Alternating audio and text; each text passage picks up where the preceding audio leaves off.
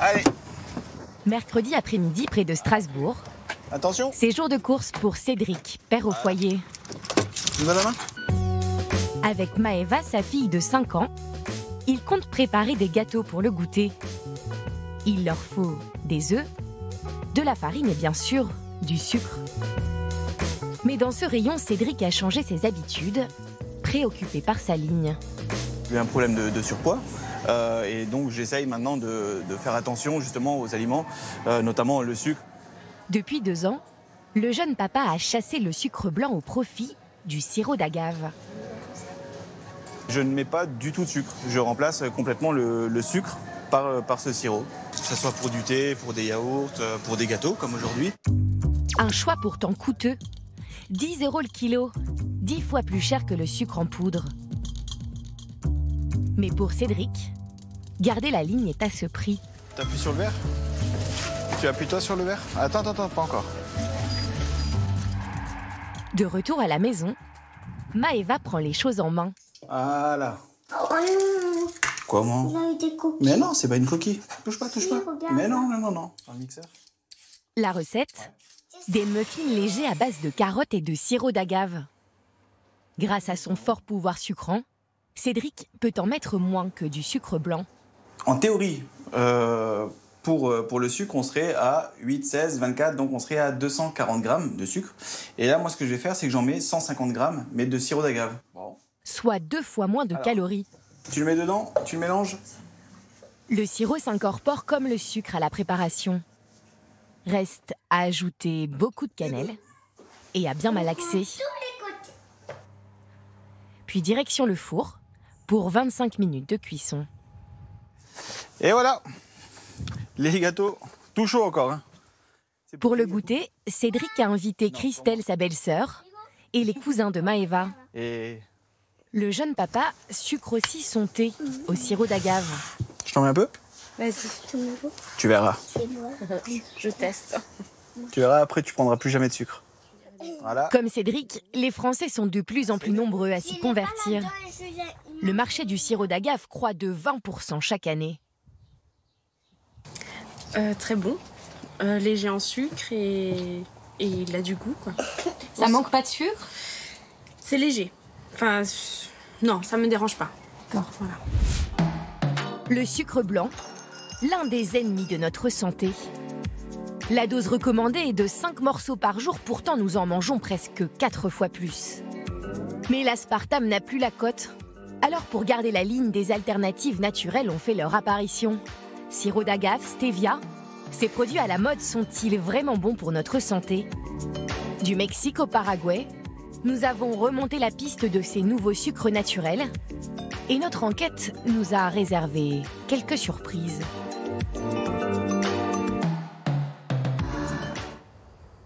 Près de Pau, dans les Pyrénées, Vincent Michaud est un PDG heureux. Il est le numéro 1 du miel en Europe. Chiffre d'affaires 130 millions d'euros, notamment grâce à un flacon très pratique. Notre best-seller dans le miel, Que vous connaissez tous. c'est en fait ce produit. Mais le patron ne prospère pas uniquement grâce aux abeilles. C'est lui qui a senti avant les autres la tendance du sirop d'agave. 8 ans plus tard, Vincent Michaud est devenu leader du marché. Le développement des ventes est tout à fait spectaculaire. Ces 7 dernières années, nos ventes ont été multipliées par 10. Donc c'est un produit qui est excessivement porteur. Son entreprise vend aujourd'hui 70% du sirop d'agave consommé en France. 5 millions de flacons sortent chaque année de cette usine, conditionnés sur les mêmes lignes que le miel.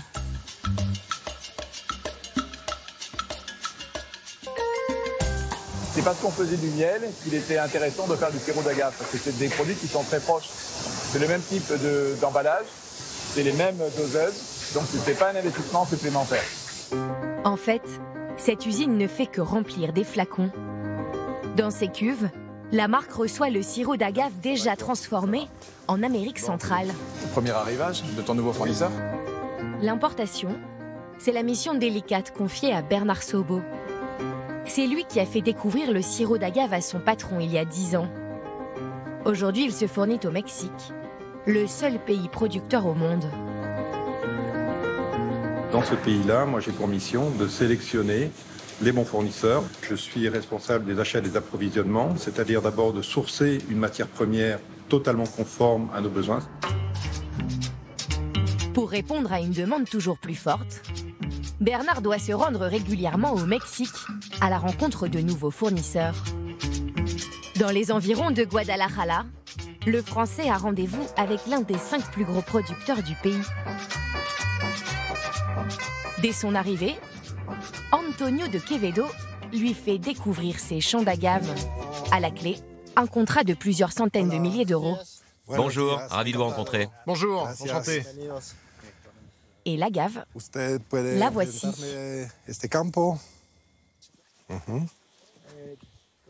Ça, ce sont des agaves qui ont des rendements de 26 kilos à peu près.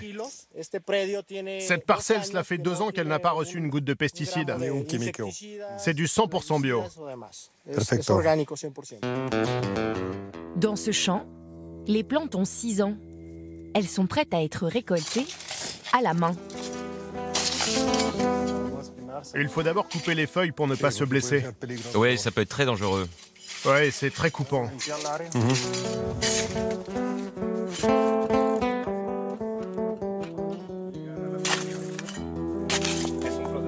Une fois les feuilles coupées, l'intérieur de la plante se révèle.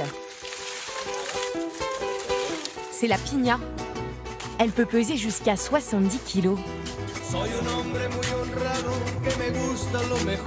Au cœur de la plante, les sucres naturels sont concentrés comme dans un ananas. On s'en rend compte parce que tout de suite, les doigts sont collants, mais d'une façon, avec une force terrible.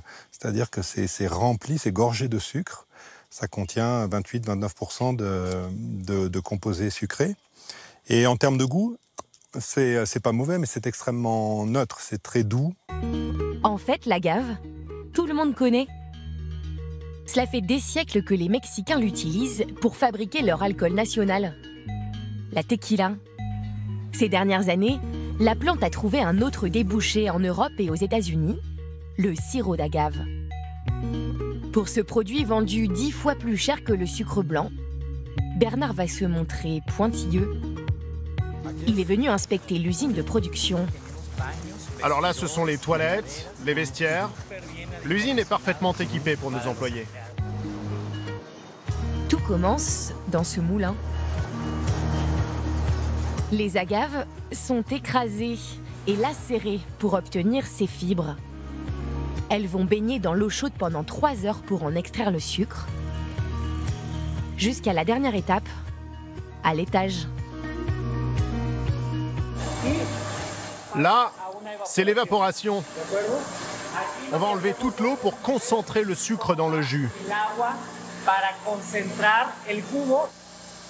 À la sortie, le sirop d'agave est prêt à être consommé. Sentez-moi ce produit.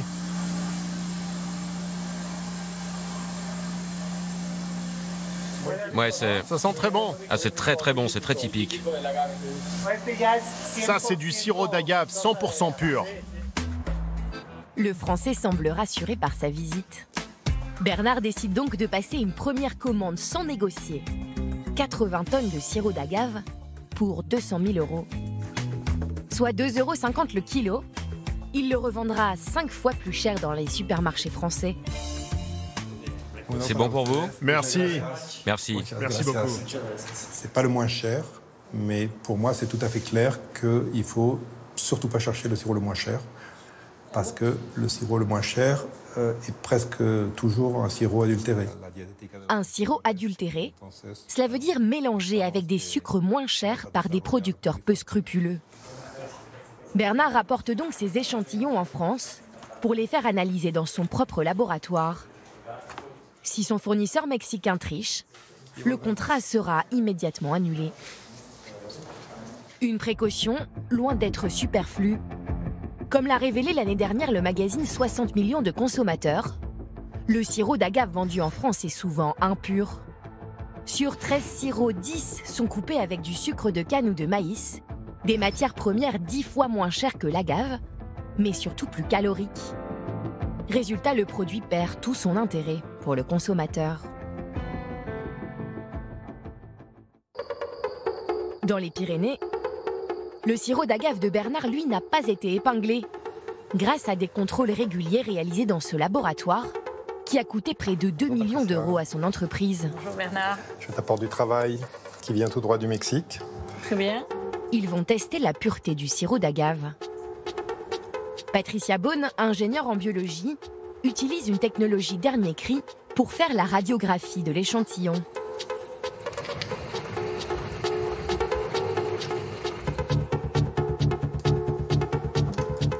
On va vérifier que tous ces sucres sont bien issus du sirop d'agave. 20 minutes plus tard, les sirops rapportés du Mexique Alors voilà les résultats. sont conformes.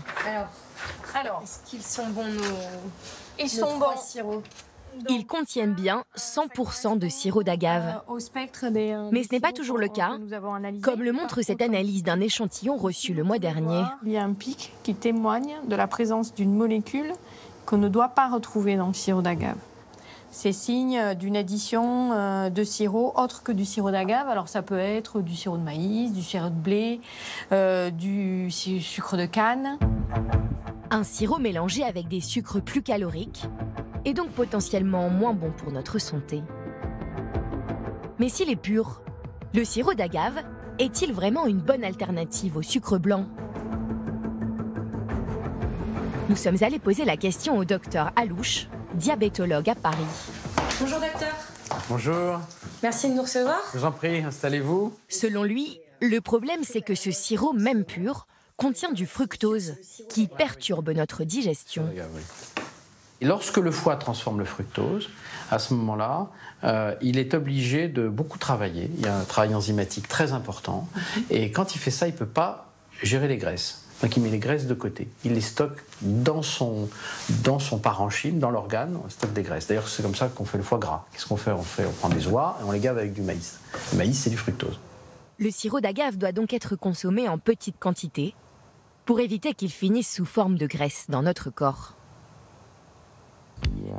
Mais pour les consommateurs, il y a une autre alternative naturelle, la stevia. En sucrète ou en poudre, cet édulcorant offre le goût du sucre sans la moindre calorie.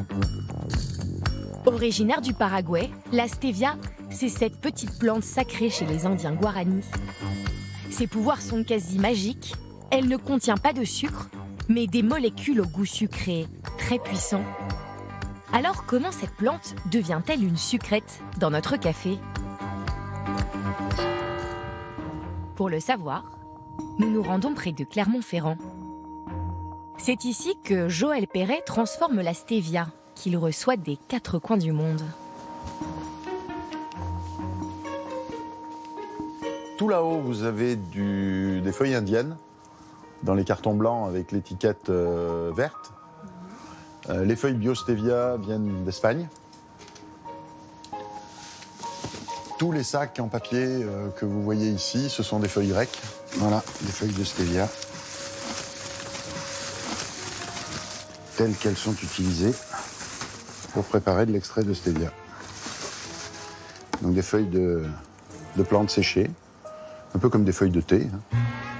Première étape, comme pour le thé, les feuilles sont infusées dans de l'eau chaude pendant plusieurs heures. Objectif, extraire les molécules sucrantes, les glycosides de stéviol. On obtient un liquide coloré de ce type-là, qui contient les glycosides de stéviol, un certain nombre d'impuretés. Là, on est grosso modo entre 80 et 90% de pureté. Après filtrage et évaporation, Joël Perret obtient cette poudre encore jaune. Elle va passer dans une centrifugeuse pour obtenir l'extrait de stevia, devenu très blanc. On a sur la paroi de la centrifugeuse cette fameuse poudre, maintenant de glycoside de stéviol purifié. Cette molécule-là est absolument identique à ce qu'elle était dans la feuille de stevia. On s'est contenté de l'extraire et ensuite de l'isoler, de la séparer des autres constituants pour l'obtenir de manière pure. Ironie du sort, cette poudre est beaucoup trop sucrante, 300 fois plus que le sucre blanc. 17 mg de stevia suffisent pour remplacer un morceau de sucre l'équivalent d'une tête d'épingle. Alors pour la vendre dans le commerce, Joël Perret a dû trouver une astuce. Donc là, on a le mélange stevia avec un agent de charge, en l'occurrence l'érythritol. Donc ça, c'est le produit fini qui va être utilisable pour les édulcorants de table pour le consommateur. L'érythritol, c'est un additif alimentaire bon marché, sans goût et peu calorique. Il permet de faire de la masse pour diluer le puissant extrait de stevia. C'est ce qu'on appelle un agent de charge. Résultat, même si c'est écrit en gros sur l'emballage, on est loin de la feuille des Indiens Guarani. Dans cette poudre, moins de 2% de stevia. Alors, est-ce vraiment une bonne idée d'en mettre dans votre café ? Pour le diabétologue, la stevia serait en réalité l'ennemi des régimes, comme tous les édulcorants. Dans le cerveau, il peut y avoir un petit conflit. Parce que d'un côté, vous avez une glande qui aime le sucre, qui est ce qu'on appelle le système de récompense, c'est-à-dire que quand on prend ça, on est récompensé. Et puis il y a une autre glande qui compte les calories et qui ne comprend pas ce qui se passe. Parce que d'un côté, le centre de la récompense est heureux, il a sécrété une hormone de plaisir qui est la dopamine, mais le noyau qui mesure le nombre de calories dit « mais je ne comprends pas, le compte n'est pas bon ». Et ce noyau, il garantit votre survie. Donc qu'est-ce qui se passe ? Il se dit « le chef là-haut, il est content, il est tout content, il a eu son goût sucré, moi je n'ai pas mes calories ». Donc au repas suivant, dans 3-4 heures, eh ben, il va vous pousser à consommer plus de tout. Autrement dit, la stevia n'est pas non plus le remède miracle pour garder la ligne. Pourtant, au rayon soda, les industriels n'hésitent pas à la mettre en avant. Même le géant Coca-Cola s'est emparé de la plante pour réduire les calories de sa célèbre boisson. À Cholet, dans le Maine-et-Loire, cette usine fabrique la plupart des sodas des marques distributeurs des supermarchés. 140 millions de bouteilles chaque année. Jean-Claude Olivier est le premier industriel français à avoir remplacé une partie du sucre par de la stevia dans ses sodas.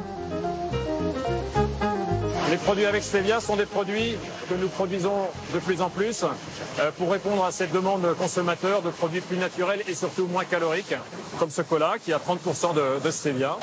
Comprenez, 30% de sucre en moins dans la bouteille. Le directeur a accepté de nous montrer la fabrication de ce cola à la stevia. Tout commence dans cette zone très confidentielle. Donc ici, nous sommes dans la siroperie, là où on prépare les sirops, c'est-à-dire la base qui va nous permettre ensuite, en diluant le produit avec de l'eau et en rajoutant du gaz, de faire nos boissons gazeuses. Au fond de la cuve, l'ingrédient principal de la recette. C'est le sucre. Beaucoup de sucre, sous forme liquide. Pour réduire de 30% cette quantité, le fabricant utilise l'extrait de stevia, sans agent de charge cette fois. Cette précieuse poudre blanche coûte 300 fois plus cher que le sucre blanc, mais avec un pouvoir sucrant 300 fois plus fort. C'est un goût très intense, très sucré, avec un arrière-goût réglisse, et qui reste très très prégnant dans la bouche. C'est pour ça qu'on en met très peu. Reste à ajouter les arômes, l'acide, la caféine, les colorants, l'eau, puis à mettre en bouteille. La stevia représente aujourd'hui près du tiers de sa production.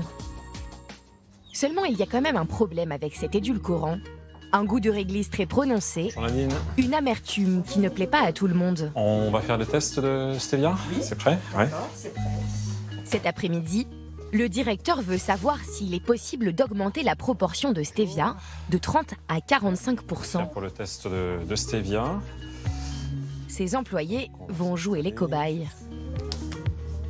La stevia, c'est bon pour la santé, puisque c'est 100 calories. Par contre, effectivement, c'est un goût assez perceptible en bouche, qu'il convient de travailler pour essayer de le masquer, sinon ça prend le dessus sur le goût habituel des sodas, des colas en l'occurrence. Dans 2 de ces verres, la recette habituelle à 30%.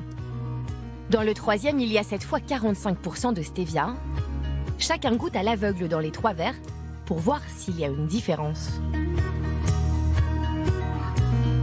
C'est vraiment la note stevia qui pourrait être rédhibitoire pour les consommateurs, mais après, bon, je pense que ça peut passer. Comme elle, 3 employés sur 5 ont senti la différence. L'entreprise a donc décidé de proposer prochainement un soda avec non pas 45, mais 40% de stevia. On peut avoir aujourd'hui des boissons naturelles, moins sucrées, moins caloriques, et donc qui permettent de se faire plaisir sans se faire de mal. Cette promesse, tous les fabricants d'édulcorants nous la font. Mais alors, que choisir? La stevia, le sirop d'agave ou la fidélité au sucre blanc? Pour le diabétologue, il y a un bon compromis. Tout compte fait. Oui. Est-ce qu'il vaut mieux prendre du sucre blanc, de la stevia ou du sirop d'agave? Ma réponse, elle est binaire. C'est soit les trois, soit pas du tout. C'est-à-dire que, soit à ce moment-là, vous avez une dent sucrée, vous utilisez les trois, parce que les trois à petite dose ne vous poseront pas le problème de l'unidose. Donc il n'y a pas de produit magique. Donc vous mettez ça dans votre café le matin, ça vous l'utilisez pour vos pâtisseries, et puis ça quand vous mangez un yaourt. Voilà, vous aimez ça un petit peu, vous essayez de réguler la dose, et il ne vous arrivera rien. D'accord? Soit, ce que je vous propose aussi, rien de tout ça, et commencer un vrai programme où vous vous dites, bon, eh ben, écoutez, je vais essayer d'avoir le goût naturel sucré des aliments que je consomme. N'ajouter aucun sucre dans son alimentation, c'est le conseil de ce médecin. C'est aussi le credo de Philippe Conticini, pâtissier star des réseaux sociaux. Son livre de gâteaux sans sucre est un best-seller. Ce matin, le pâtissier va réaliser pour nous un riz au lait sans sucre ajouté. Son secret, utiliser le sucre naturellement contenu dans les autres ingrédients. Il y a du sucre dans tout, il y a du sucre dans le lait, il y a du sucre dans la crème, il y a du sucre dans le riz. C'est un produit très sucré, le riz. Pour commencer, Philippe fait réduire du jus de raisin. Donc ça, je vais m'en servir comme sucre. On voit que ça commence à épaissir. Vous voyez, ça se voit aux bulles. Elles sont beaucoup plus grosses, beaucoup plus épaisses. Alors évidemment, on a perdu de la masse, c'est évident. Ça réduit, ça se concentre. Donc là maintenant, je fais attention parce que ça va aller très vite. Ça va passer de liquide épais à très épais, caramélisé très vite. Vous voyez? Le caramel de fruits permet de remplacer 150 g de sucre blanc normalement prévu dans la recette de riz au lait. Reste à dresser le riz, les fruits et la quenelle de chantilly. Résultat, 400 calories de moins que d'habitude.